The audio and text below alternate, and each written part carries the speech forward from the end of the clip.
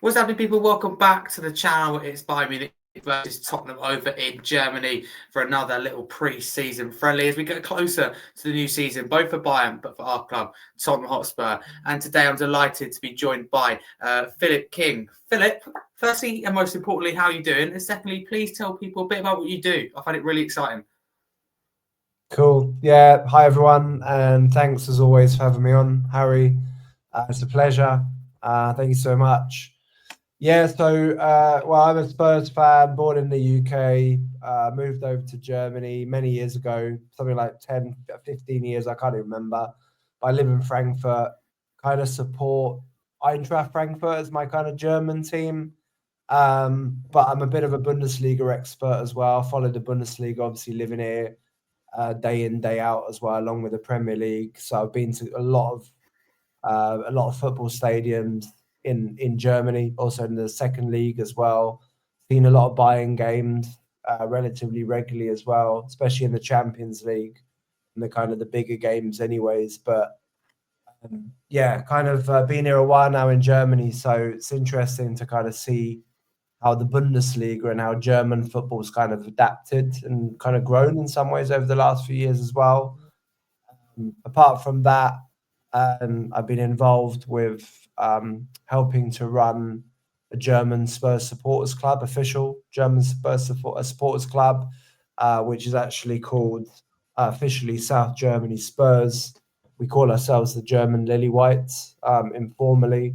We're actually looking to get that changed as well. And I've actually just recently been appointed onto the board of the supporters club as well to kind of help us to grow that or continue to grow that in Germany. And it's actually quite remarkable how many Spurs fans there actually are out there in Germany as well, and also, new fans deciding to become Spurs fans all the time as well. So it'd be interesting, bearing in mind here in Munich, tomorrow is the game. There's going to be thousands of Spurs fans here. Be interesting to see how many new Spurs fans we've kind of managed to win over, right, over the last couple of years as well. And I'm sure we're going to be playing in Germany next season as well, this season coming, because we're in the Champions League again finally. And there's no doubt that we're going to end up probably playing against the likes of someone like Dortmund or Bayern or any of the other teams on there as well. So, yeah, looking forward. Should be very good. Thank you, Phillip, for joining us today. I always find it, as I said, very interesting what you do. So keep up your amazing work. You do so much good work. So thank you for joining us from Germany. If you're new to the channel, please do like and subscribe. For listening on a podcast platform, please do drop us a follow and a 5-star review. Let's get straight into it. Let's start with kind of the transfer window for both clubs. Phillip, start with you. I want to talk about Tottenham's transfer window first. What are your thoughts so far? Yeah, I mean, it's been a bit of a roller coaster ride, kind of up and down, I think, so far. We got in a couple of quick incomings, by confirming, Mattis, Danzo, all those people who are already at the club, really, right? We just kind of like made them permanent. But I think it's been a frustrating window overall at the end of the day. Probably also, by the fact that, we're kind of waiting for things to happen, because I think it's quite clear where our squad and, where probably the first team still needs some improvements. And after what happened to Maddison the other day, that's kind of been put even more into under the microscope, hasn't it, really? So I think there's a lot of fan frustration out there. Certainly myself, I'm frustrated as well. Although I do think that the incoming players that we actually have managed to make now have been really good ones. So I believe that Tell is a really good signing for the future. I know there's still quite a few fans that kind of are, the jury's out on him a bit. And I agree, he looks a bit raw sometimes, but I think he'll prove to be a really good signing. And I think he will add value this season as well. Palhinha, obviously the latest guy, obviously from here in Munich, actually. I think it's a fantastic signing, actually, in the end. I was a bit unsure about him for a while because I I wasn't sure that he actually fits into kind of how Thomas Frank kind of, likes to play. He's kind of ultra defensive midfielder. He's maybe not the best on the ball. But I've actually changed my mind on it. I've done a bit more research around him, kind of reviewed all of his, stats and, footage and tackles of how he was when he was at Fulham. And, I know that I think you've got a couple or maybe one very good Fulham, contact or mates. I've got a couple as well, and they rave about him. Like he was voted, or sometimes they say he was like one of the best kind of players they've had, right, in the Premier League era, right, full stop. So look, long story short, and I think Palina has been a very good signing. He's a loan with an option, I think, right? So, if he comes in and does a good job, then, we can decide to make it permanent. It's low risk. It's not a lot of money. He's hardcore, right? I think he's actually exactly what we need. He's gonna bring some steel in. So, to be fair to the club, I think the signings we have made overall have been good. And they fit into what we need. We obviously got Vuskovic kind of coming back as well. Okay, he's probably going to go now, I think. But look, we need more. Our rivals are kind of still investing, almost like left, right, and centre. There's Newcastle are kind of looking to do stuff, or they're struggling. United are signing Sesko by the looks of it. And obviously Chelsea, Arsenal. Chelsea are probably going to get Xavi Simons by the looks of it, who, he'd be perfect for us. So it's a shame if we can't get something like that over the line. But, everyone else is investing, and we're just taking our time, somehow. And I think a lot of fans might be frustrated by that. And, the media probably doesn't help as well, because on Twitter, they like to post out things like, "Oh, Spurs have inquired." Spurs have, Spurs have contacted, to find out what the situation is, and then nothing else happens. So I don't know. I think there's a lot of fake news out there, right, online as well. To be fair, so we have worked under the radar recently under Lange. So the thing that kind of keeps me positive somewhere is that we've got all these kind of secret negotiations happening, right? And I think we still need to get a few players out as well, right? That's the other thing. Bissouma, who else? There's a couple of others, isn't there? Maybe Richie, if we get a good, if we can get an offer for him. So we're doing a good job on the loans, but we need to get some of these other players out. So look, again, I wouldn't say it's been a disaster, because I think we have the players we brought in fit what we need. But of course, Morgan Gibbs White, and if you add all of that together, then it kind of leaves a bit of a bad taste, doesn't it? Really, somewhere. It does, and I agree with you, Philip. I think we've got our recruitment right, but we need to go further and faster. That's the way I look at it. I need to be a little bit more bold. But can I ask you specifically about Heung-min Son, who's now actually officially left the club to join LAFC? Firstly, your reaction to that, and also, do you think we've got a good fee out of this?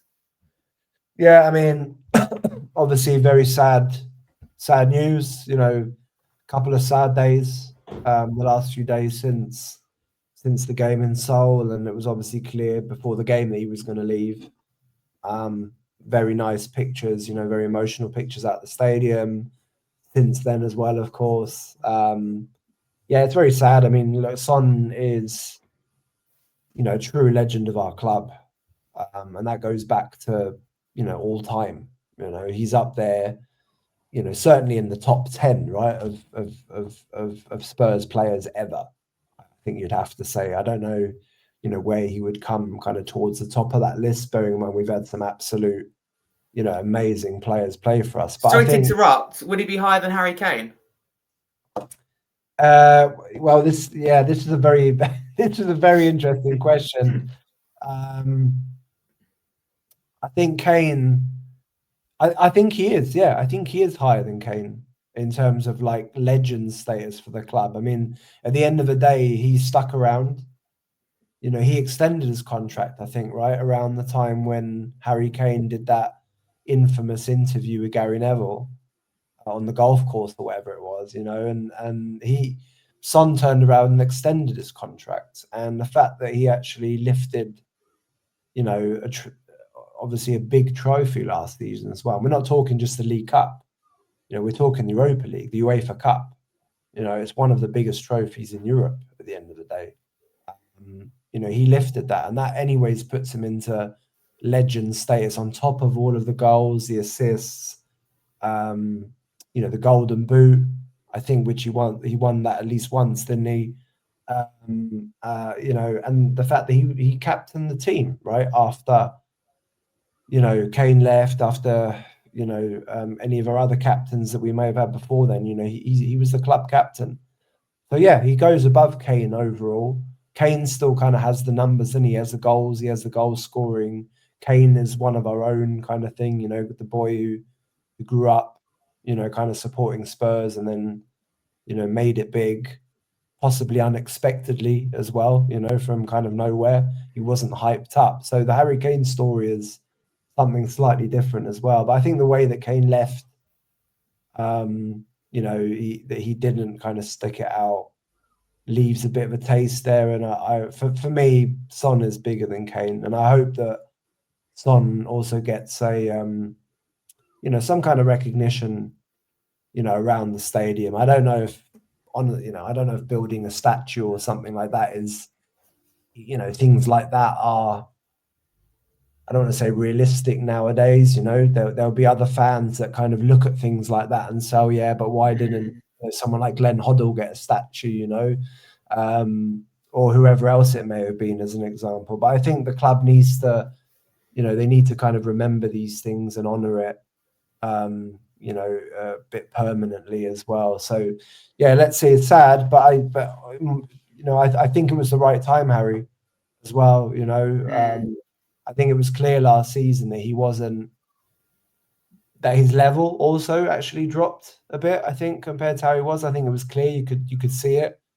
And, he didn't quite seem the same, maybe in terms of how he, character-wise, how he was coming across. So I think it was clear that, he may have been maybe not unhappy. That's maybe a bit harsh, but, just maybe, looking for a change or something new after 10 years.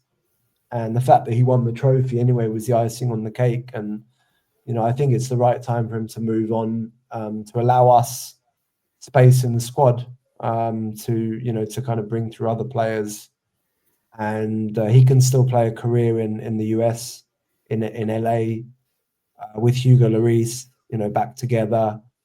There's a massive Korean population in LA as well. So there is, yeah.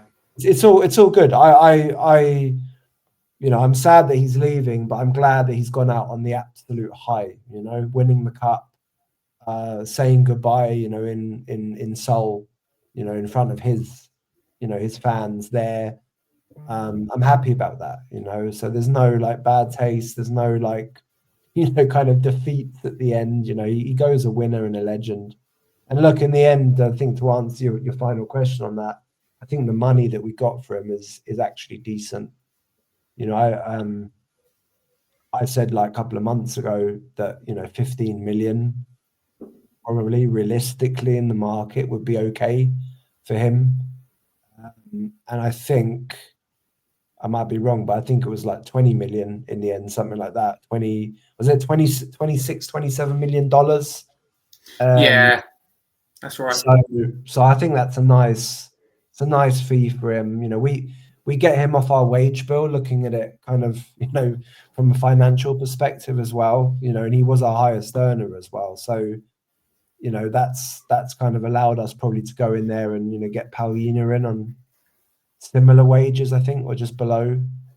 But look, I mean, we need to look to the future now. And as you said yourself, we're dragging our boots here. The first game of the season, like Premier League, is like in what, 9 days? It's next Saturday. Obviously the Super Cup's next week. And we don't have a number 10 at the moment, right? We don't have a fully fit or really even, I don't think, well, we don't have a half fit number 10, do we? Who we can clearly say he's like our number 10, and he's kind of got the skill set to play there. So, Johan Lange and his team, they need to get a move on. They certainly do. The only thing I think is sad with Son is that we couldn't say, well, the fans could in South Korea, the fans here back in Tottenham couldn't say a proper goodbye to him in front of the Tottenham Hotspur Stadium. That's the only thing. But, I think it's right to leave. I agree, the right time to depart. Joined as a boy, couldn't speak much English. Now, a proper legend at Tottenham Hotspur, European champion, ending it in front of his home fans. But, of course, as you said, it is sad. But I think it would have been nice if he could have done that before leaving properly. Even if it had been a friendly at home, before the season. But I think, and I might be wrong on this, but someone mentioned somewhere that the way that the US league works, there's a couple of gaps in the schedule. I'd like to think that maybe he can fly back in one of those gaps, even if it's in the next couple of months, and get a halftime, announcement on the pitch. So let's see. Anyway, it's a shame, but I'm sure he'll be back pretty soon, to be honest. Yeah, fingers crossed. Moving on from Son, and before we get on to Bayern Munich's transfer window, and then eventually come on to the game in pre-season so far and the season ahead, if the Tottenham transfer window closed tonight, you said, of course, we're doing well, but we need to do more. What would you rate it out of 10, Philip?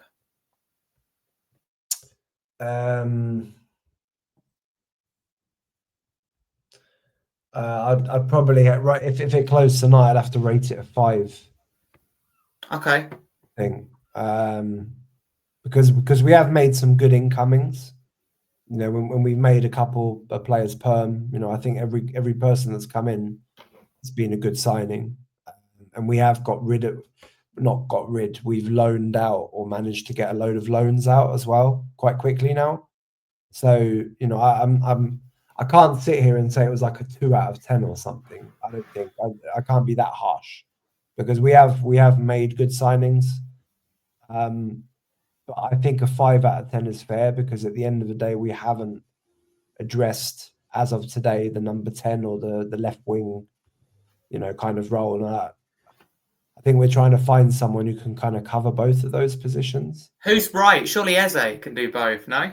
Well, he can. I mean, Eze would be theoretically the perfect player, right? He would fit into that perfectly. A fit and motivated Jack Grealish would fit into that role as well. Coming off the left, but also in the 10. I think that the problem with Eze is, that again, there's different reports. I think supposedly, he's an Arsenal fan, and he was Arsenal youth. He's a pretty committed Arsenal fan. He's come out on record kind of saying that he would rather go there, quite openly, I think.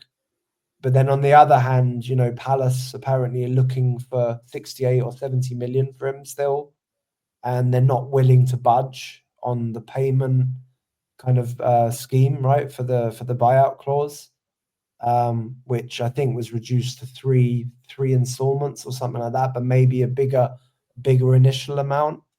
And from what I understand, quite a few clubs have tried actually, to move things on, and then Palace aren't moving with anyone. So I don't see that transfer happening at all. And some of the other ones, I think Grealish, just as an example, he's in talks with Everton, I think, for a loan, which for Grealish kind of maybe seems a bit of a step down in terms of the fact that there's no European football, like Everton. Yeah, they're signing quite a few new players. Yeah, new stadium, first season, right? But I don't know. Maybe Grealish just needs to play football, and as long as it's in the Premier League, and I don't know if he's got his family all settled in Manchester, right? Everton's quite close to there. Maybe it's that. So I don't know. I don't know what other options we have, because there was a couple of other players that have. I can't remember his name now. the guy from Stuttgart, actually, from the Bundesliga, I saw that, yeah.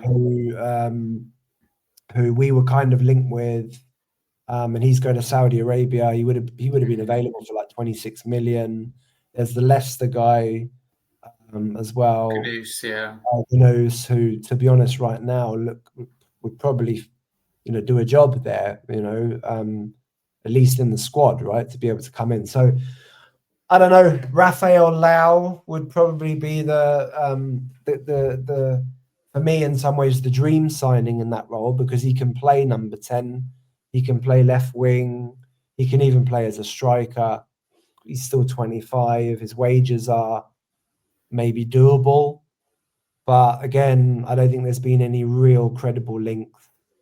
So I don't know, Harry. I'm interested to see what happens, between now and the Super Cup, because I'm pretty sure that within the next 5 or 6 days there's going to be some big movement.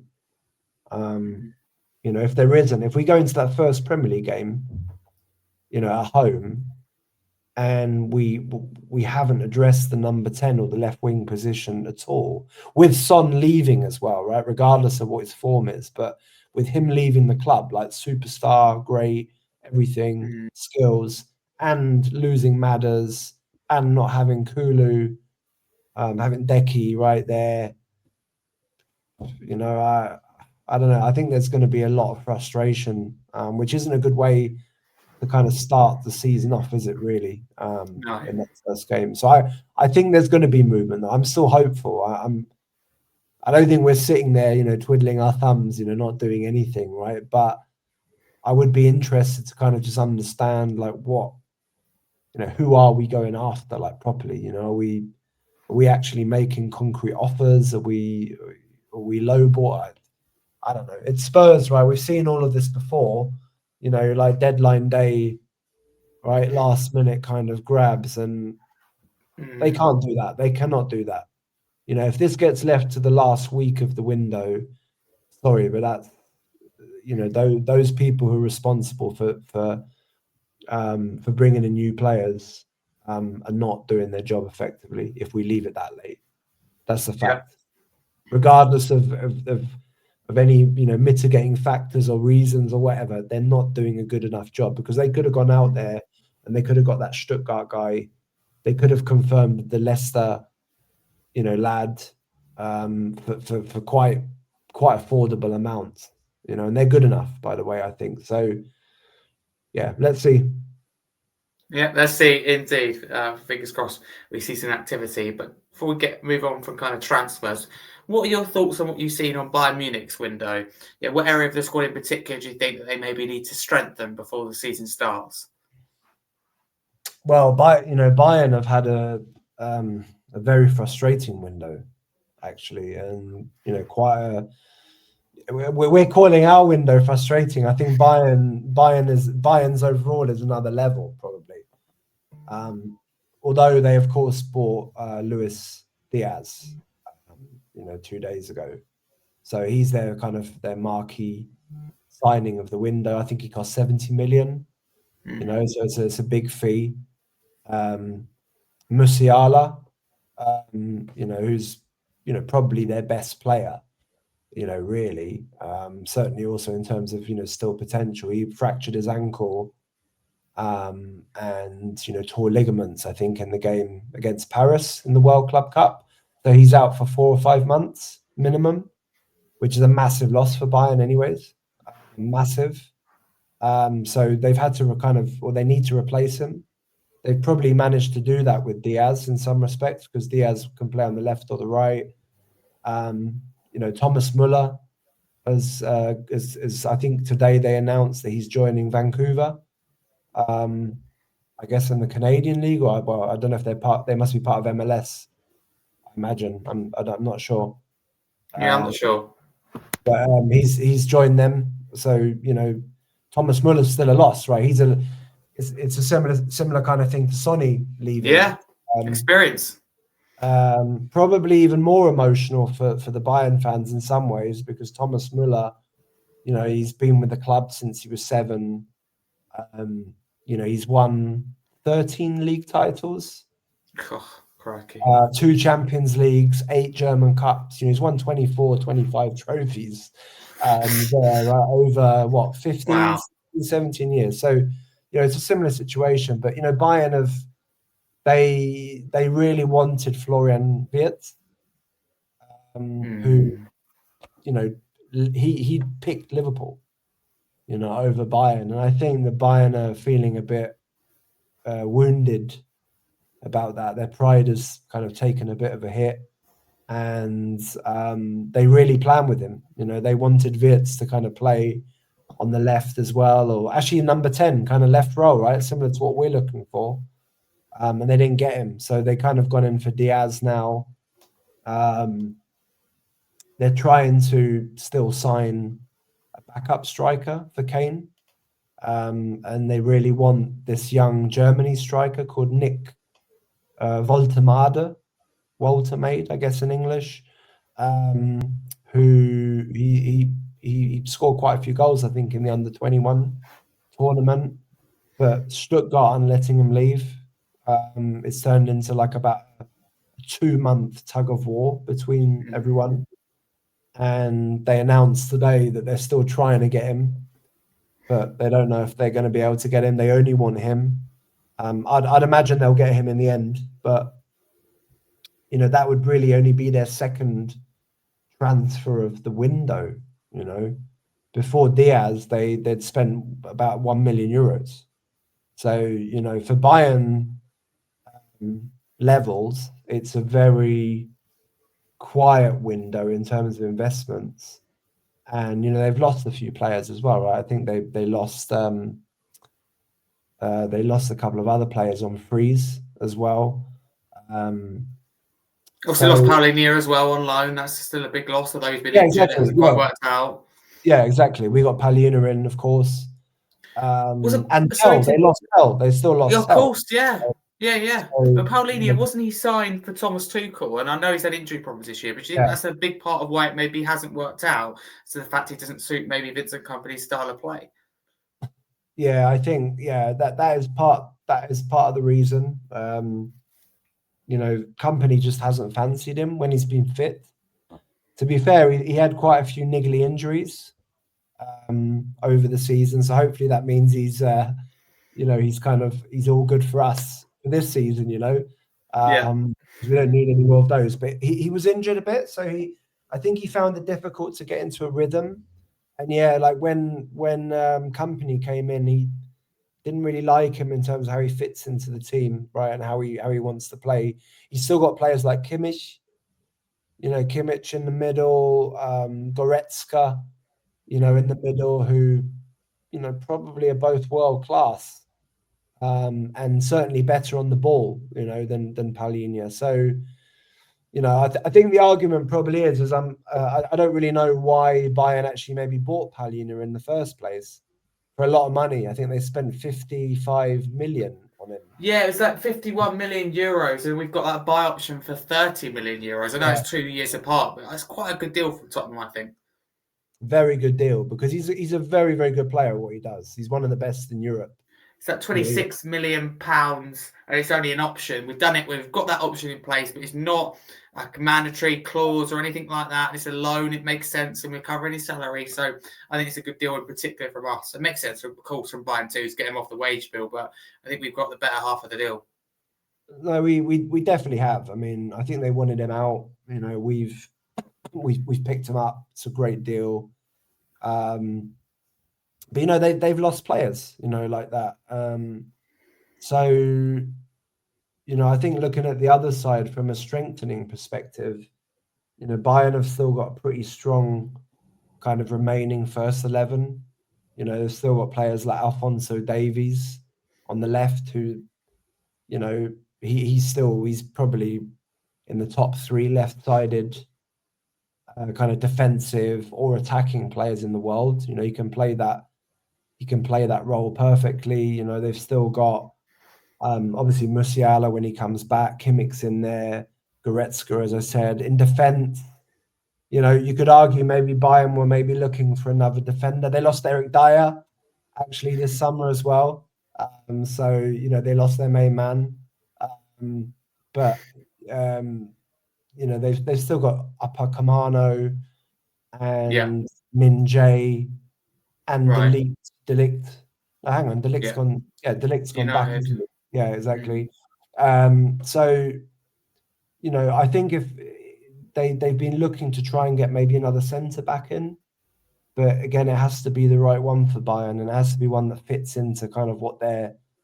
It has to be that level. Whenever Bayern Yeah. buys a player, um, who is over 50, like as a big, they have to bring something. They call Bayern FC Hollywood.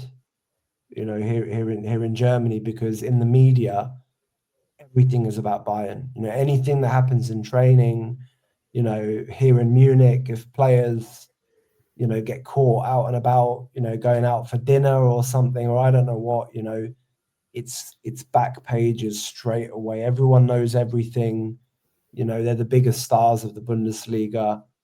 And the fans here in Munich, despite kind of being a bit spoilt, really, right, in terms of seeing their team winning more often than not, because let's be honest, Bayern in the Bundesliga generally is sometimes a bit of a procession, which is also why it was good that Leverkusen under Xabi Alonso, when that they came from nowhere and won it in Kane's first season. But the expectation of the fans here and of the media is very, very high, right, for new players. So they really, really, really try and get the incomings right, like even more. It has to fit. So I think they're being careful, and they've hardly moved in this window at all. I think they might get the striker in before the end of the window and possibly a centre back, but Okay. they're pretty settled. They've still got that top class, the Yeah. players in there, especially Elise would be my last point. Good signing. He was a revelation last year. Like I think a lot of teams will, probably maybe a bit gutted that they didn't, get that guy in, because he is honestly, he's amazing. Like Elise is absolute top class, and probably a bargain in the end. I think they paid 50 million for him. So he would cost considerably less than Eze as it stands at the moment.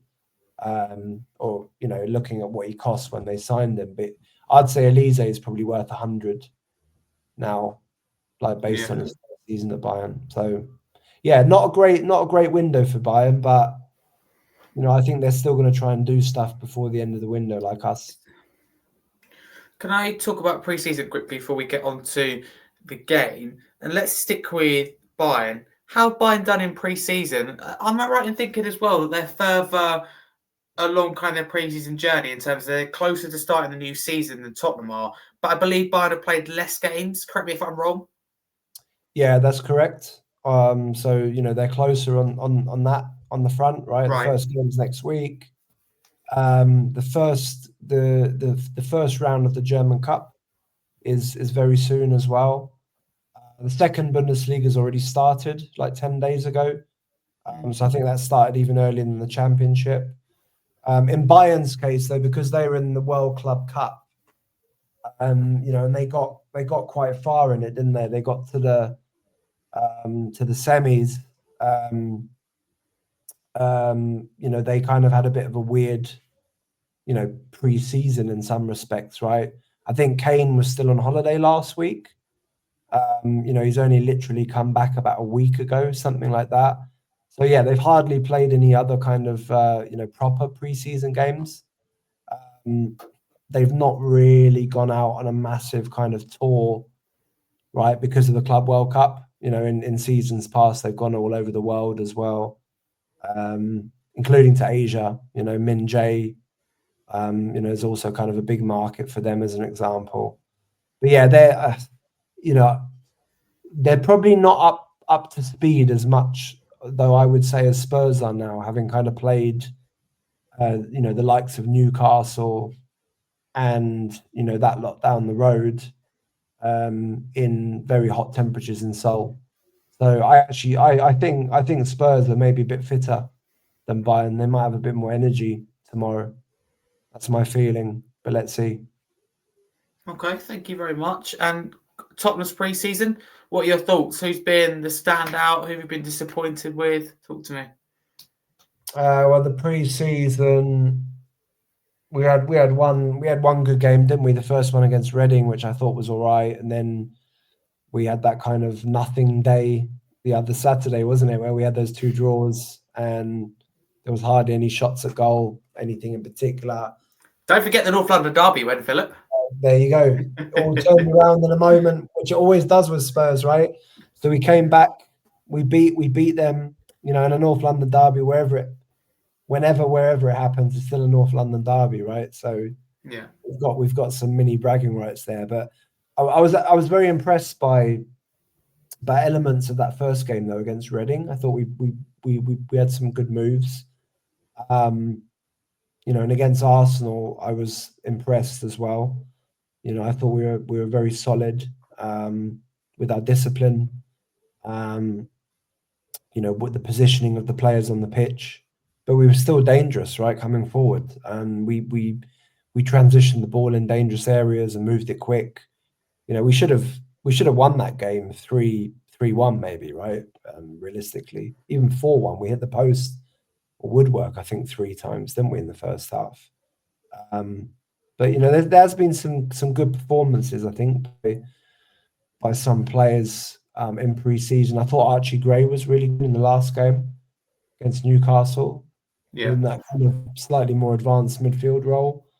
I know he let a goal in on his near post against Newcastle, but I was still quite impressed with Kinski. Maybe I'm kind of just blinded by the fact that his distribution is top class. Who's the number one though for you? This season, Kinski or Vicario? It'd be good if we could join the boat, but sadly we can't. Yeah, I was calling for Kinski, a few weeks back, before pre-season started. I actually thought that Thomas Frank might prefer him because of his distribution, and he might think, well, Kinski is a good shot stopper. A lot of people say he's not, but he always has been. I think when he joined in January, he joined in a very tough time. Right, we were shipping goals left, right, and centre. There wasn't much protection, and I think he kind of lost confidence a bit. As it is, there was rumours that Kinski was possibly going to be loaned to France. Was it to Lille or Lens? Yeah, apparently they wanted him. Yeah, Lille. PSG have bought their keeper, haven't they? The Lille keeper, so they need a new number one. Look, that would be a good loan for him, I think, actually going there, to be fair. Like, if that was possible, I would do it. I would have said Kinski before the season, but I think it's pretty clear that Vicario is the number one. It might leave. I know I agree with you about Kinski the loan, but what's stopping me from saying that would be a good idea is the fact that we just got rid of Keeley. Yeah. Keeley's a good keeper as well. I was a bit disappointed to see him go permanently. So that leaves us with Brandon Austin, I guess, really as a number 2, right? Really, I mean, that's not really strong enough. So see, I don't mind that, but then I think who's behind him? That's the problem. Do we have the third? Well, we don't. At least not anyone who's strong enough, to kind of step up. I mean, if Brandon Austin had to play some Premier League games, I wouldn't have a problem with that. No, nor do I. I think he's absolutely good enough to do that. But again, if we want to be a top team or try and get back in the kind of top 6, let's say, right? I think you've got to have another keeper in there that's better than Austin. Yeah. Which to be fair is why I understand that the Kinski loan there would be a good move for him, but I think that our need to keep Kinski is probably stronger. But I know nothing hasn't gone through yet at all, and I don't think it's even advanced. So I don't know. Maybe there's a chance that Kinski stays. If it was down to me, it might be a bit controversial, but I would actually give Kinski a run at number 1. But I also understand that maybe Frank, Vicario is liked by the player. He's part of the leadership group. I think, Vic's got a good, he's got a good standing, in the group of players, and I think that it would be quite difficult for Frank to make a call like that so quickly. Like it would be a statement decision, wouldn't it? I'm the new manager, and we're kind of going to run or give Kinski a chance. I don't know if that would be good for morale possibly in the squad. But at the end of the day, it's footballing decisions, isn't it? It's up to Frank. He can decide what he wants to do. If it was me, I would honestly give Kinski a run. I'd do it. But Vicario is good enough. The one thing, Harry, that's just come to my mind though on that though is that we've got a new goalkeeping coach, and he's very highly rated. And I think you could probably see on some of those pre-season games that we've played already, certainly against Arsenal and Newcastle, our set pieces, both defending them and on attacking set pieces, so much better, a million times better. So if the goalkeeping coach can work with Vicario and get him better on crosses, right? Like, I don't know, right? You can either coach it or you can't, maybe. But same with Kinski though. If you say to Kinski, "Let's improve your shot stoppings," he's only young, but that'd be my only fault with him. He lets goals in my opinion, too easily. Very good with his feet, very confident on the ball, good distribution. So you could work with both, couldn't you? Yeah, absolutely. I mean, I think he's going to start the season with Vicario as a number one. Yeah, absolutely. I do agree. I think Kinski might stay, just because I think we need the strength and depth. And look, if they're working with a goalkeeping coach, day in, day out, week in, week out, they'll soon see improvements in both of them. And we're going to play like Champions League, aren't we? So we've got all those extra games as well, plus the cup games. And at the end of the day, Kinski or whoever it may be, Austin, they'll get game time, won't they, this season with the amount of games. So let's see. Yeah, they will. Absolutely. No, thank you, Philip. We'll move on to the match itself. How do you feel going into it? I feel quite confident, actually. I think that Bayern are going to come out, playing, company attacking, 4-3-3 or 4-2-3-1, kind of style possession. They're going to try and get the ball into, the likes of Elise or Diaz if he's, ready to start. And obviously Kane, assuming he is playing tomorrow, he just needs to get on the end of some of the chances they make. But Frank, he'll set up differently to maybe how Ange would have approached the game for sure. Having seen the Arsenal and the Newcastle game, I think there's still a bit more, that can be done coming forwards, for sure. But again, the lack of a decent number 10, or an absolutely on it left winger, doesn't help us. Kudus also only coming in for 20-30 minutes, right, in pre-season, doesn't help us either, because whenever Kudus has been on the pitch, he's looked excellent, right? He's so tricky. He can shrug off players, can't he? He's actually very robust, like in tackles. He doesn't lose the ball easily. I'd like to see him get, more of a full game or a 60 minutes tomorrow. I hope that we're gonna set up in Thomas Frank a bit deeper, like similar to how we did against Arsenal. We'll try and absorb a bit of pressure and then break where we can, and probably have phases of where we can do the play. And I think based on where we are in the last couple of games in terms of fitness now coming through, I'm quite confident that I think we're going to win tomorrow. I've got a good feeling about it. I think that the players are going to embrace. It's a sellout tomorrow, so it's 70,000. I don't think it's going to be like a pre-season friendly. I mean, for sure, it's not going to be, massively intense. Bearing in mind there is a Super Cup next week and the beginning of the league seasons, but I think it's going to be played a bit faster than we saw, in some of these pre-season games. Yeah. The weather's not particularly hot tomorrow. It's not like a roasting hot day. A bit cooler. So I think there's going to be energy, out there. And I've got confidence in Thomas Frank. In all honesty, I don't want to talk about Ange really now because we've been there, done that, and he's a legend, and we're thankful, and everything else, right? But I think the reality is that Thomas Frank, he will get this team set up in a much more organized way, a much more disciplined way. And I think when you generally are playing teams like Bayern, you have to be like that. You can't play Ange ball against teams like Bayern like on duration and expect to score more goals than them. That's I personally think that's the reality. So from when we're playing better teams than us, who've got better players, who maybe play more fluid football, we have to just get more, a bit more robust, a bit more rigid, and use our weapons that we've got, and actually, and that includes Kudus now. And I think Kudus for us this coming season is going to be a revelation, actually for us. I think he's going to be amazing.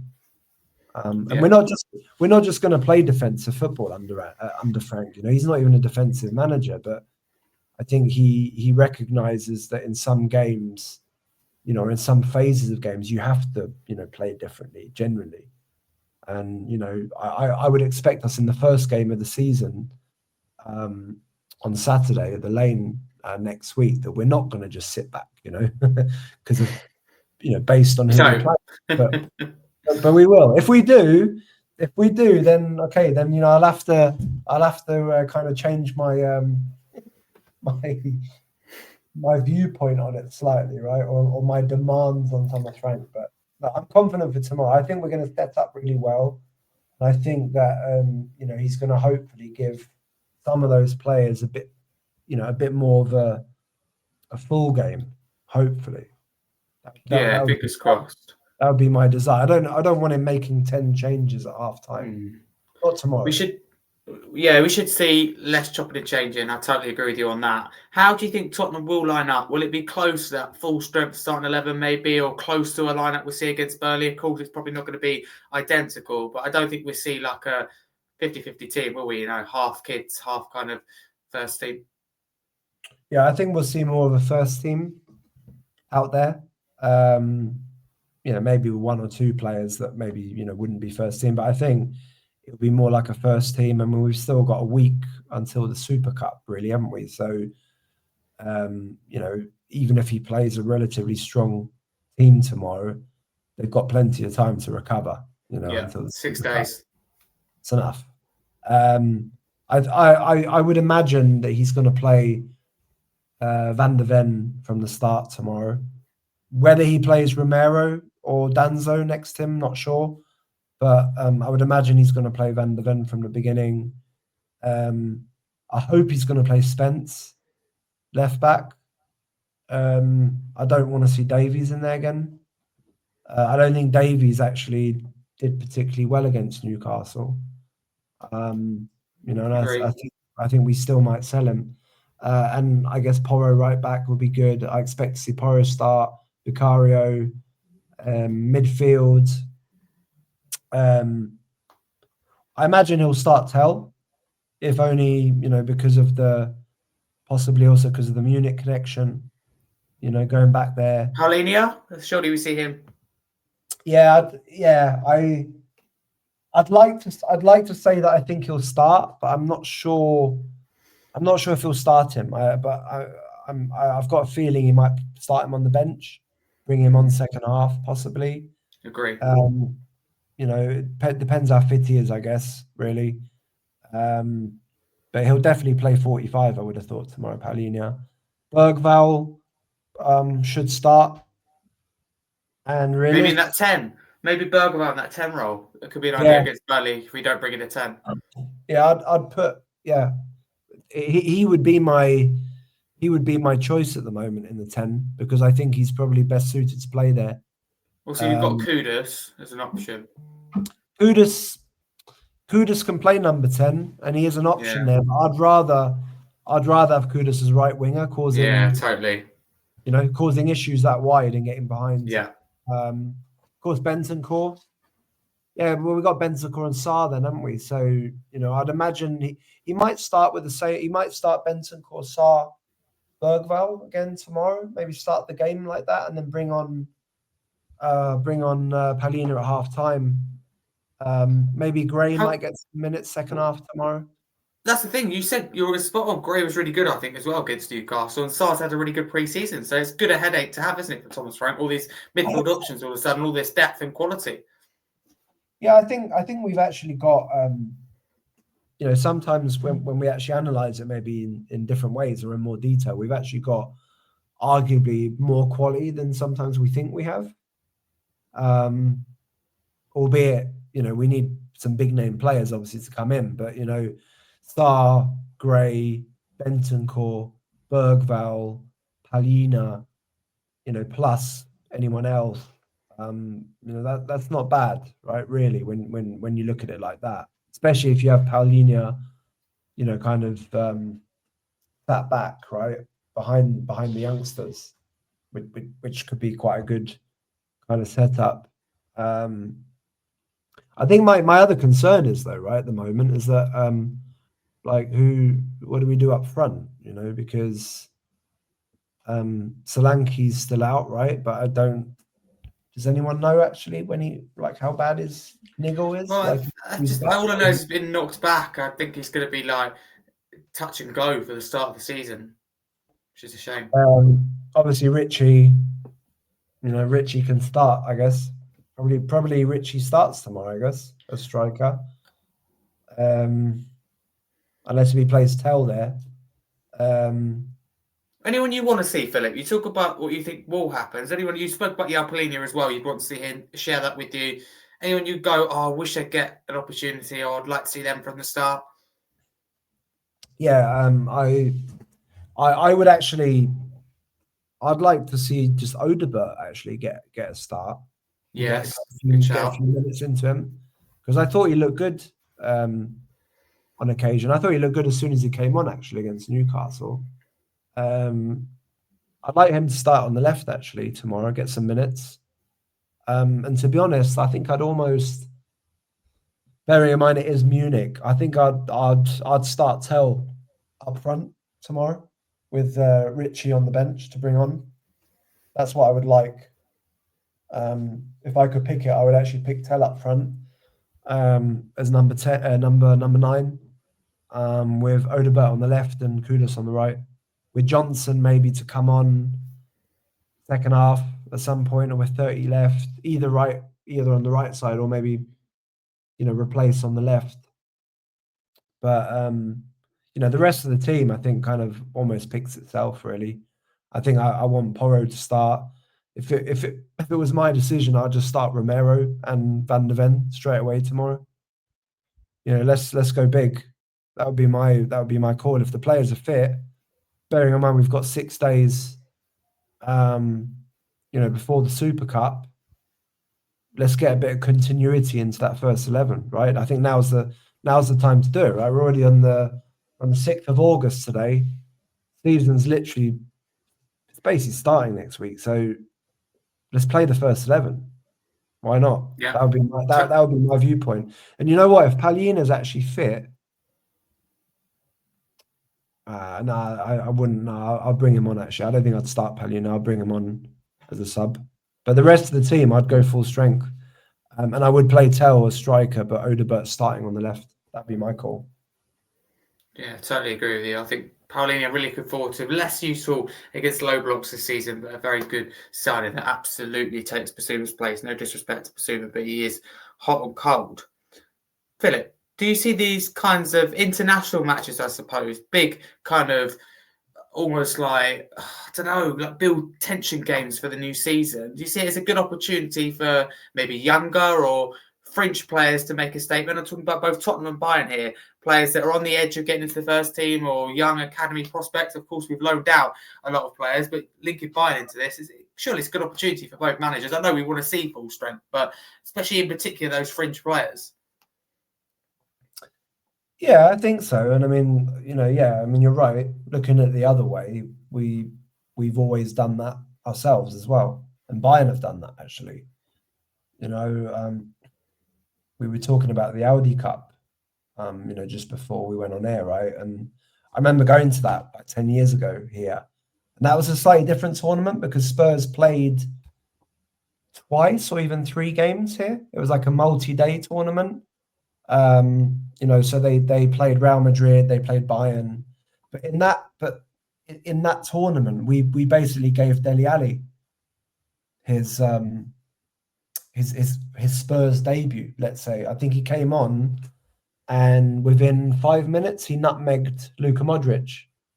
That will always be my kind of my first memory of.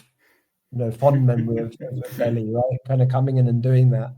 But, and he almost scored a wonder goal from 40 yards as well. But, we did play other youngsters back then, right? And I think we always have. So, look, it's a counter argument, isn't it? I was kind of here before calling for us to play the first 11, but, bringing some youngsters on tour, on a mini tour, let's say in Europe, right? It's just a flight and, hotel, but like giving them the opportunity to kind of play in the Allianz Arena is nice, is good.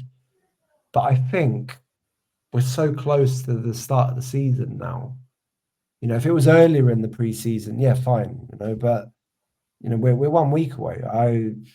They can travel with the team and put them in the squad. Maybe Frank brings a couple of youngsters on with like 5 minutes to go.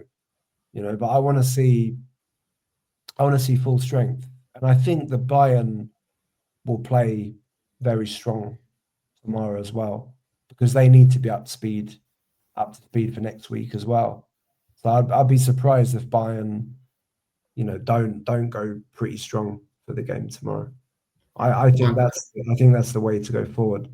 That's what I'm predicting as well. So if I'm completely wrong, then shoot me. But I would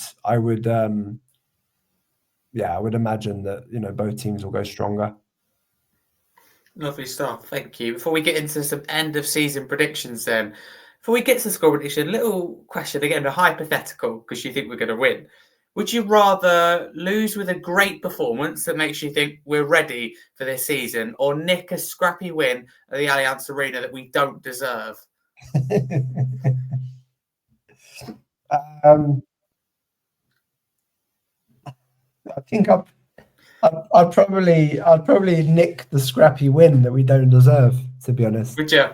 Because I think, well, I mean, I guess it depends how you define, you don't deserve. Like if a bad performance. If it's a really bad performance, then like Bayern should have scored 6 or 7, and they didn't, right? Because they, Vicario had a masterclass, and and then we win from a corner or a free kick or something, a scrappy headed goal.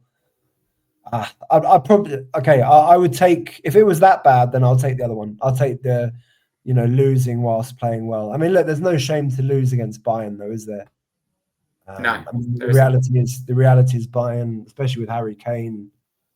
They've got a front three probably tomorrow of Kane, Luis Diaz, and Elise. With puts us to shame. That puts our forward line to shame. With Kimmich and Goretzka probably behind them, and then Alphonso Davies. The reality is the Bayern have got, they're a class above, right? And the players, it's a fact. So there's no shame in losing to Bayern. So yeah, I'll take the other one. Lose but play very well. With good kind of how do you say, good moves, good good kind of tactical things happening. But I as I said, I've got a good feeling about tomorrow, and I don't think we're just going to win 1-0. I've got a kind of I've got a 3-1 feeling for tomorrow. Oh, I was going to ask you a score prediction. 3-1 Spurs then, yeah? 3-1 Spurs is actually what I'm predicting for tomorrow. Love it. I might be a bit, kind of sounds a bit optimistic actually, but I've got a good feeling. I think I saw enough from the last couple of games that I think if we play the first 11, and we give them enough minutes together, then I think we're going to score goals, and I think we're going to be quite solid.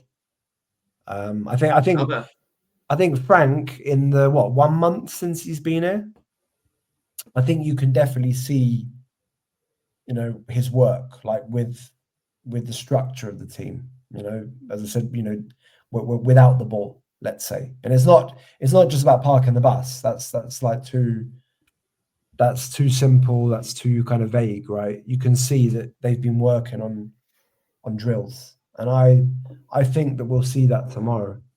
It may be that Bayern end up scoring some like, I say wonder goals, but Kane does Kane things, and Elise scores from out the box. I mean, you can't do anything about those, but I'd like to think that we're going to be a bit more solid tomorrow and actually hit them where it hurts, because I'll tell you what, that is actually one area that Bayern is not that great at, right? When they've been countered.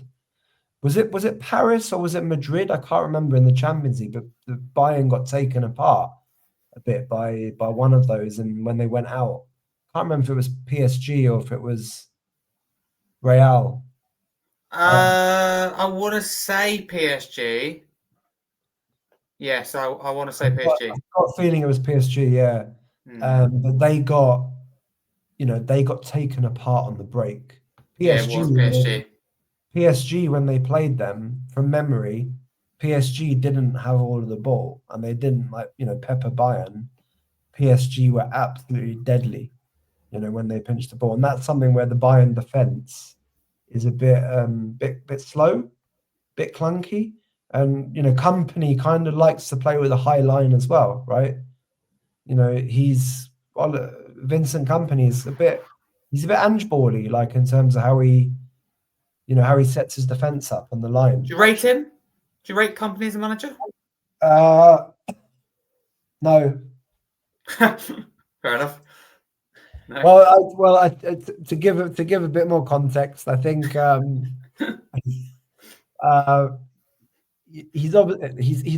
he's a talented manager, right? He understands the game. He's been a great footballer, hasn't he? Quite recently, people like him. I think he's a good motivator. I'd actually say he's a bit similar to Ange in terms of the fact that he, if he's working with good players, good quality of player, then he'll get everyone playing together. He'll galvanize them together, as a group. He'll get them motivated. I think he's good at speeches. He's good at kind of getting them up for it and believing in something. But as a tactician, let's say, or idea of the game in terms of actually how he wants to play, I think that's where he falls quite short. And I think that was proven by when he went down with Burnley in the Premier League a bit, because he kind of just wanted to keep playing how they played in the Championship. And it was clear that in the Premier League, they didn't have the quality of player probably to be able to, you know what I mean? Like they shipped so many goals. Yeah. So he's a good manager, and he's a young manager, and he's obviously won the league with Bayern, but that's not a massive achievement.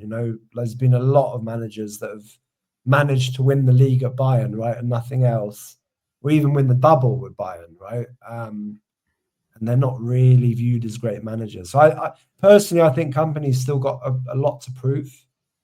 And I think that whenever he moves on from Bayern, it'll be interesting to see where he goes next, because I don't think it's going to be I don't think it's going to be maybe a super successful maybe role after this film. That's what I can see. I like him as a guy. I like how he comes across. He's got a lot of passion. He clearly loves the game. He kind of knows what he wants to do. But I don't see him as being a top class manager yet, because I think he just doesn't have enough of the understanding, like the tactical side. And to be fair, Harry, he was under a lot of criticism at Bayern last season here. There was even at some point in October, November, there was whisperings that he might get fired already. After really? months. Because he wasn't changing things. He made some weird kind of decisions. And then they got their form back. Harry obviously went on a massive scoring run, and they won the league in the end. And winning the league for Bayern is the absolute, minimum, minimum expectation, right? But if you can't win the league at Bayern, then you're probably going to get fired. I mean, that's the reality. For them, it's all about the Champions League. Like Bayern needs to win the Champions League, and if you don't go far enough in the Champions League, then the manager gets criticised anyways. But he was under a lot of criticism, and I actually think that this season he's got a lot to prove here at Bayern. To be honest, there'll be a lot of fans there in the stadium tomorrow in the Allianz Arena who will say probably openly that they would rather have someone else apart from Company. I don't think he's. I don't want to say he's loved. I mean, that's maybe a bit too far, but he's. So basically, they can't start slow. You've got to start the season well to gain confidence. Yeah, if Bayern have a slow start, then he'll be under pressure straight away. They could do, like you said. I mean, the only ones affected by the Club World Cup, but they have been affected. They haven't really had I don't think a proper, like you said, pre-season, certainly not at all. So they could start slow. I think that's realistic. How much time do you get at Bayern? If you, let's say, I don't know, you lose 3 or 4 league games and before the first or second international break, you're probably under pressure, aren't you? Yeah, massively. And they've lost Musiala, who is their best player, overall. He makes things happen for them. The saving grace for Bayern is that Leverkusen have been massively weakened, of course. They've lost Xabi Alonso as their manager. They've lost Wirtz as their, best player. Dortmund need to come back to old glories. So, Bayern's saving grace is that the competition so far in the league probably, hasn't really invested massively so far. So even if Bayern have a bit of a slow start, it might not impact them too much. But the thing with Bayern is if you lose one game, then we think we have meltdowns on our WhatsApp groups, for Spurs when we lose a game or don't play well. But when Bayern loses one game, despite playing well or something, then the whole of the club goes all crazy. The media goes crazy. Bayern, we can't lose a game. It's a bit like Real Madrid probably, or Barca from that perspective. That in those respective countries or in those cities, they're so important, right? For they're so clearly ahead of all the other teams. They have this. They have this kind of thing happening. It's different. It's weird. It's probably the same as Milan or Inter or Juve back in the day as well. Where you've got that one team which is massive. But yeah, it'll be interesting. But I'm really looking forward to tomorrow. And I think we're gonna play well. I think we're gonna do it. I love your confidence. Let's go on to the end of season predictions then, Philip, before we finish. Let's start with Bayern Munich. Firstly, where do you think Bayern Munich will finish in the league? You talk about, expected to win the league, bare minimum. And also, where do you think Bayern will finish in the Champions League? You talk about the importance of both. If I had to put you on the spot. Bayern, my prediction is they'll win the league. They'll win the Bundesliga. They'll win it again. So first.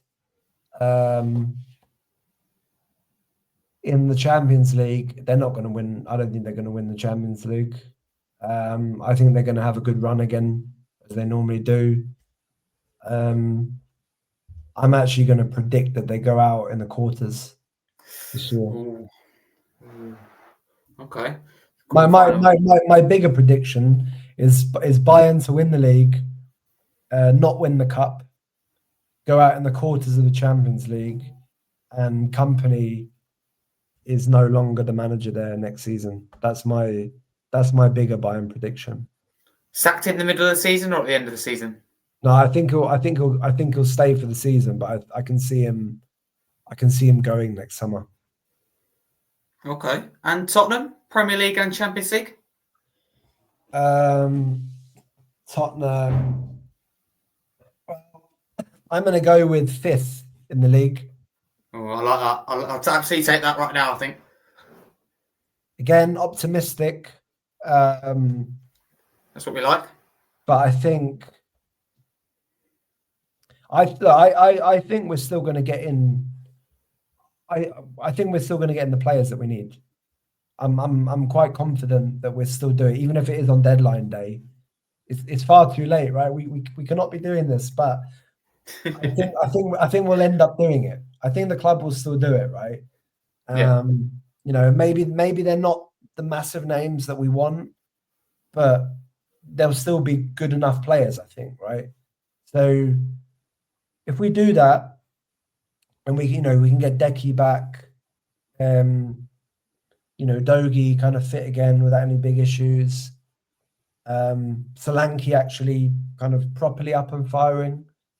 We've got a good squad. I think Kudus is going to be a revelation. Bergvall is going to keep getting better. Gray is going to start seeing more game time in roles that suit him. Odebert is going to improve. I think there's a lot to be positive about.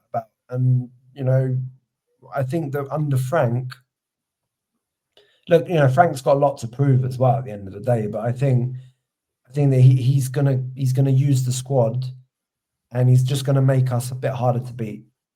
And with the talent that we have in those roles, with Palhinha, of course, in there to kind of in those games where we're playing against, potentially better teams, if I can say that, he's just gonna sit there and he can go in. I think there's going to be some fans that are going to be a bit surprised this season, positively. Can we have a run in the Champions League, do you think? Yeah, I think we can. But, it kind of depends on the draw then, doesn't it? Like, I mean, if you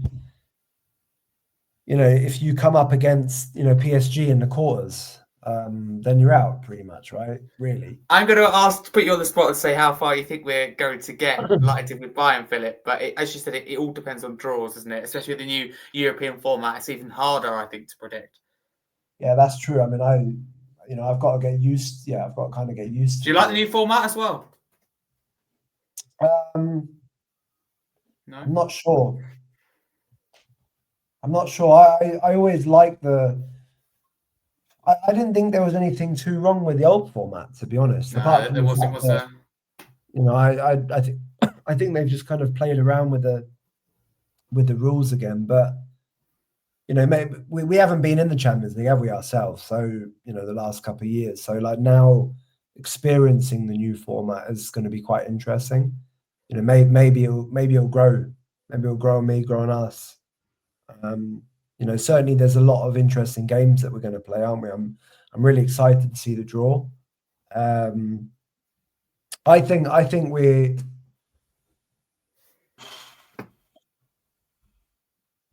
since I'm in a positive frame of mind today.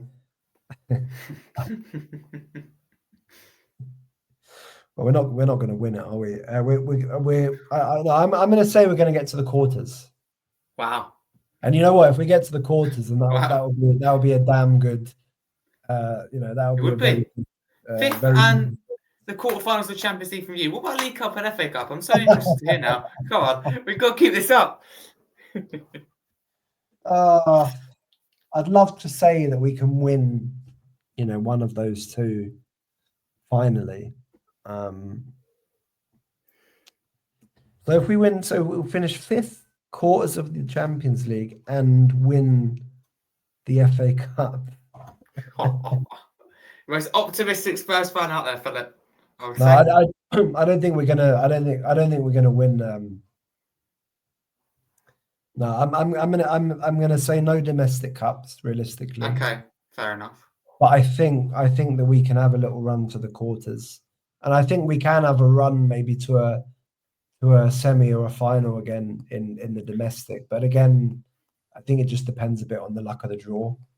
But that surely means Frank's doing his job and competing on all four fronts. I'd argue that I'd much rather a trophy, but I don't want to get into the whole discussion. But that means that Frank has achieved that goal, doesn't it, of battling on all fronts? Yeah, it does. And it'll be interesting to see if in the League Cup and stuff, whether Frank, literally goes full strength all the time, or whether he kind of mixes it up a bit, and brings the a couple of the younger players in. I think the message from Daniel Levy was quite clear, right, in terms of what they want for Spurs or what they expect. There's probably a gap somewhere in terms of the investment still, right, in terms of the reality, right, of being able to compete fully with X amount of investment. But I think it was clear when he said that, yeah, they want us to compete in every single competition kind of at the same time. And obviously we didn't do that last season. We won the cup. So, in the end, everything's amazing, right? But I think Frank, but I don't know, Frank is also the kind of guy though, right? That if he plays the way he plays, and he, we've got Palina in there. Even if we draw teams like Man City, Arsenal, Chelsea, any of those top, teams that we would probably say are better than us at the moment in terms of where they are in any of the cups. Is there an argument to say that if we've got Palina in there and we actually set the team up, with the likes of Kudus, Tell, Odebert, those players who are fast. I don't want us just to play on the break, but if we play it in the right way, intelligently, is there an argument to say that maybe our chances of actually winning a domestic cup are in some shape or form higher? Maybe. I don't know. These are all questions which are hard to answer, I guess, because again, we won the cup under Ange, for various reasons, and so it's football, isn't it? You just don't know. But I think don't know. I think we will compete in all competitions. I actually think. Agree. The way that Frank plays football or is able to play football, whether it's right or wrong is another thing. Whatever, we'll see. He's got to prove himself. But the way that he sets up, I think could benefit us, right? To be competitive in all, which actually then kind of also maybe makes sense or brings some form of sense as to why the board, made the decision that they did. Anyways, I don't know. But that's a question for another day. But I'm confident about this season. I think we're going to get in another 3 players. I think by the end of the window, I think we're going to get one number 10 player. We'll probably get another left forward or winger that can play anywhere again. Tricky. We've got the defensive midfielder. Maybe yeah, we need to get a left back. I think we need a left back. I would just go and get that Dennis Sirkin or Churkin, who's homegrown from Sunderland. To meet that quota, yeah. Yeah, exactly. But we just need someone that is able to come in and kind of do a good job.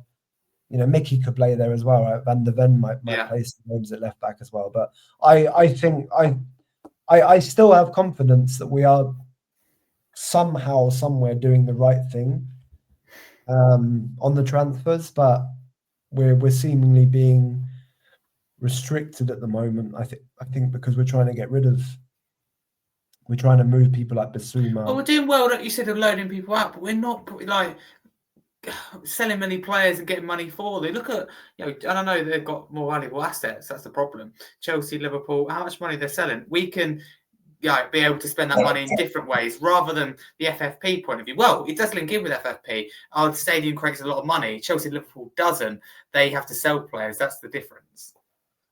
Yeah, it basically just confirms again how our whole transfer policy of the last X amount of years hasn't worked. right? Really, because someone mentioned it again the other day in one of our groups, with the net spend kind of thing. We've actually spent money, over in the the wrong way. last, and yeah, well, we've wasted it on the wrong players on occasion. We all know them, right? We all know them over the years. But if you just go out there and get Ndombele and Lo Celso for like 110 million combined. Yeah, but even like Gil, okay, it's only 25 million, but then you also in that deal send a valuable asset and Eric Lamela the other way. That's the problem. Richarlison, 60 million. I love Johnson, but yeah, it's an awful lot of money for these type of players that could be spent elsewhere. Terrible deals. Richarlison, as much as I like him as a 60 million character, he's not a 60 million player, and he never was. We're not going to get a quarter of that back. That was a bad signing. And right now I would take 15 million for him, or which is a quarter of that. Yeah, a quarter of what we paid. That's insane. Just to move him on, as you said, Johnson. Look, he obviously got a lot of goals last season, but he's a 35. Yeah, he's like a 35, 40 million player, isn't he? Really, I love Brennan. Max. What do we pay? 50, 55? 50, I think it was 50 plus add-ons even, or something like that. Yeah, it's reached 55, I think. Who knows? Probably got those add-ons because he won a trophy, but I don't know. But the reason why he isn't a 50, 55, 60 million pound player, I think, is because someone like Brennan, he seemingly is always in the right place, actually. So he's scoring goals, at least, which is great. And I like him as well. He seems like a great guy, Hard worker. He works hard. Yeah, he works hard, but he never seems, apart from actually scoring the goals, there's very few moments in games where he doesn't set the world alight. He can't go past the player, seemingly. He can't dribble. But Frank will want him to do that. He expects to put better balls in the box. There'd be a lot more demand of him. Well, that's why I'm excited to see him under Frank, because I think that he's going to play Johnson as a striker sometimes through the middle, maybe in some games where it makes sense, depending on what the other team, how they play.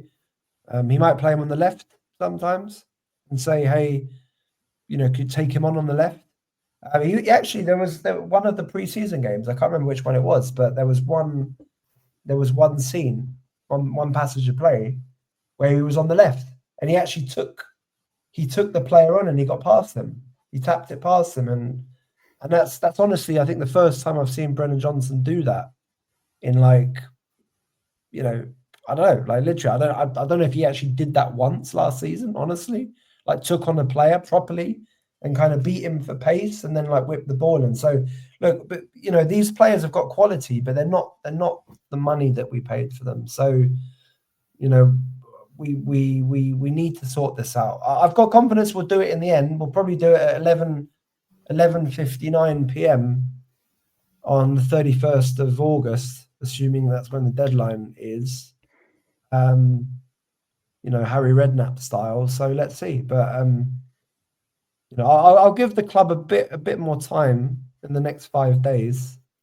But if we don't have anyone in negotiations to come in, right, for the Maddison or the centre forward role by the Super Cup, I think there's got to be serious questions asked, why? Agree. What are we prioritizing? And you know what? If we can't get the fees for Bissouma or for Richie, or if we're still asking for for fees which are too high, we have to just cut the losses then and admit that we made a mistake. A bit like what Arsenal did, I think, a couple of years ago, didn't they? They sold a few players at losses. They made some really bad signings, actually, probably even including a Aguamang, whatever he was called, Aubameyang, who cost a lot of money, and he kind of left in a disgrace, and they lost. They sold him for 5 million or something, right? So I think we need to do the same. We just need to cut the losses now and get space in the squad. And who knows? Maybe Morgan Gibbs-White will still sign. Stranger things have happened.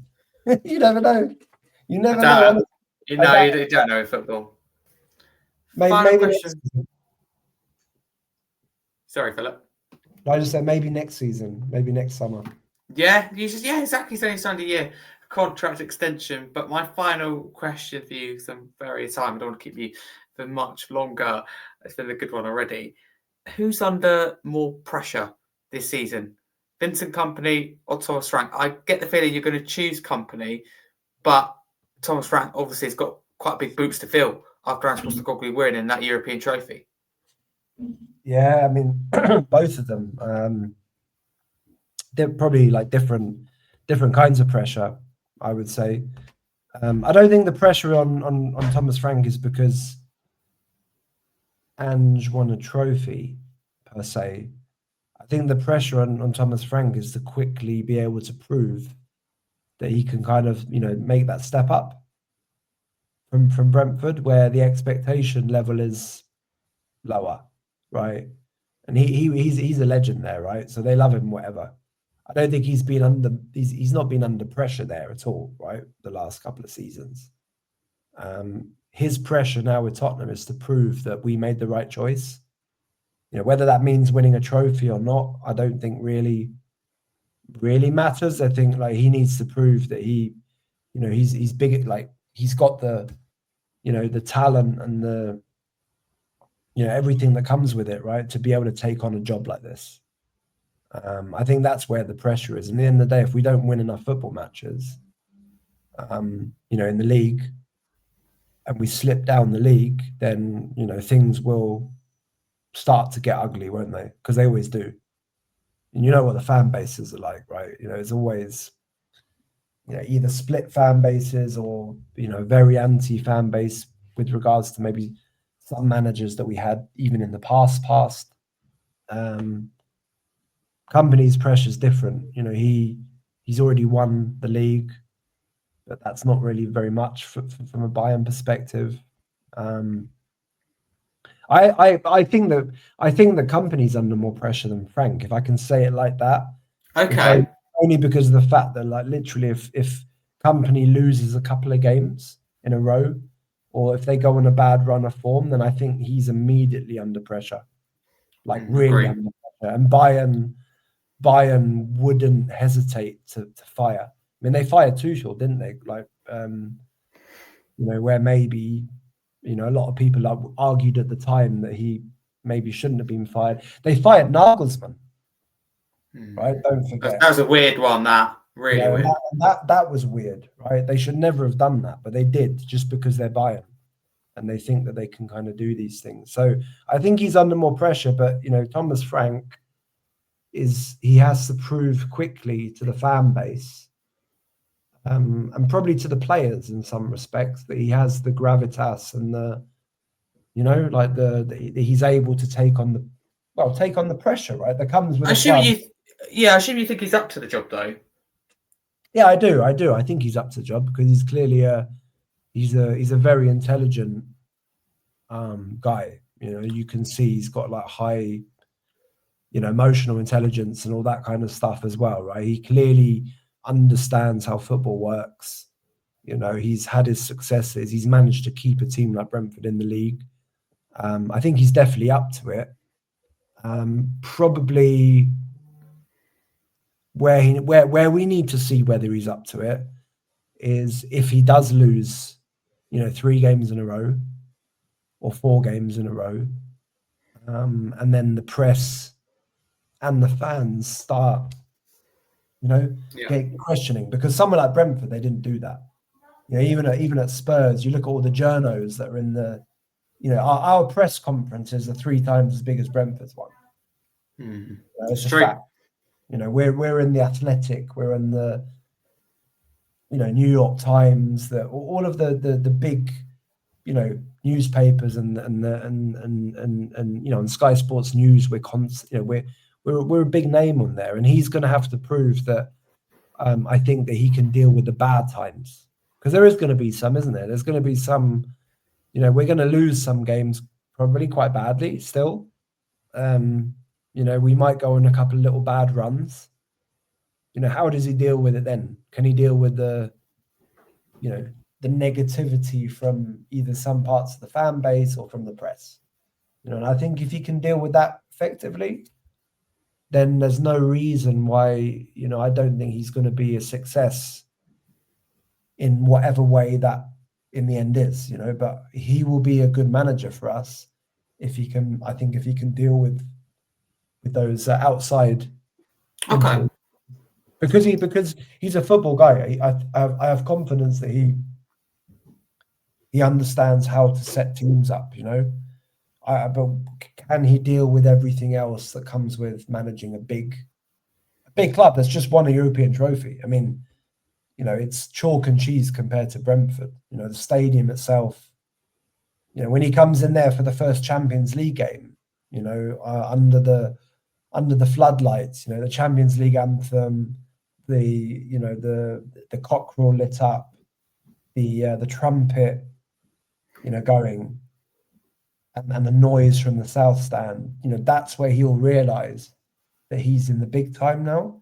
Yeah. Can he deal with it? That's my question mark. He's up to it, but can he maybe deal with the mental side of it, everything around that? Let's see. Let's see indeed. Philip, any final comments before we wrap up? No, I don't think so. I think we covered quite a lot, haven't we, today? Yeah, look, just thanks again for having me on. It's always a pleasure. As I said, I'm hoping that we play well tomorrow. I hope that we put out a strong team so that we can kind of start the season rolling in some ways, with the strong team. Looking forward to the Super Cup.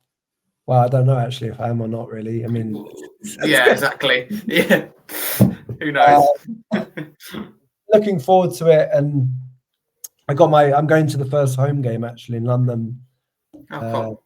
The next weekend as well. So really looking forward to being back at the Lane actually, and yeah, agree. Kind of being there for the first proper game under Frank. But yeah, I'm confident. I'm confident for this season. I think it's going to be a surprise for quite a few fans, I think. So yeah, let's go. Come on, you Spurs. Spurs. Philip, it's been a real pleasure. Thank you very much for joining me today. Remind people what you do and where they can find you across social media. Sure. I'm mainly on X nowadays, really. My handle's at Frankfurt Spurs. I post out a lot about, obviously Spurs and, German football as well. Eintracht Frankfurt sometimes as well. I'm not really that active anywhere else yet, but I'm still planning on, getting a bit more active maybe on YouTube as well, something like that, or setting up a German football related podcast actually, and then tying that in maybe to transfers. So yeah, check me out anyways. Always happy with any new followers, and I'm happy to follow anyone back as well. And yeah, again, thanks for everything that you do, Harry, as well. And let's all work together to get your channel to the next level, to the next height this season as well. Just like Spurs. You. Exactly, hand in hand. Big year, hopefully, for both. Honestly, you're a big part of it. I always enjoy having you on and listening to you, and your optimism, your positivity, and love for Spurs will never go unnoticed. So thank you very much, Philip, for giving us your time. If you're new to the channel, please do like and subscribe, as Philip says there. If you're listening on a podcast platform, please do drop us a follow, a 5-star review. Check the wonderful Philip King out himself across all socials. Does some fantastic work in and around Tottenham Hotspur. So please do check that out. But enjoy the game. Let's hope for another Tottenham win and give us confidence going into the 25-26 season. For now, come on, you Spurs.